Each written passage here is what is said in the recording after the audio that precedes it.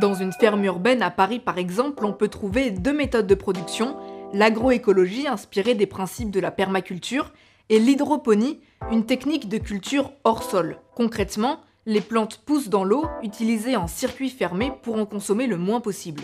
Alors c'est deux pratiques extrêmement complémentaires et qui ont toutes les deux beaucoup de sens, c'est pour ça qu'on les a sélectionnées. La culture en pleine terre, en fait, c'est peut-être celle qui a le plus de vertu pour la ville, parce qu'en fait, en installant de la terre et en installant des végétaux, on vient tout simplement consommer la pollution, puisque les plantes se nourrissent finalement de CO2, et on vient quelque part améliorer la qualité de l'air en ville. Donc, et puis surtout, on vient évidemment stimuler de la biodiversité. Le but, c'est de créer un cercle vertueux pour apporter à la ville autant que la ville apporte à l'agriculture. Donnant-donnant.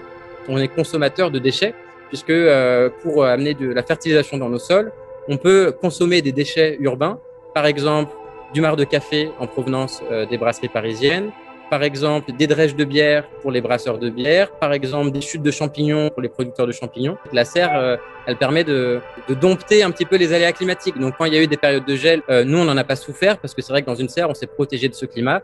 Et on s'est protégé de ce climat en réemployant une source de chaleur urbaine qui est celle d'un data center qui se trouve au sous-sol du bâtiment. Tous ces serveurs informatiques émettent énormément de chaleur et cette chaleur est récupérée pour chauffer de l'eau qui est distribuée autour de moi dans la serre pour chauffer la serre.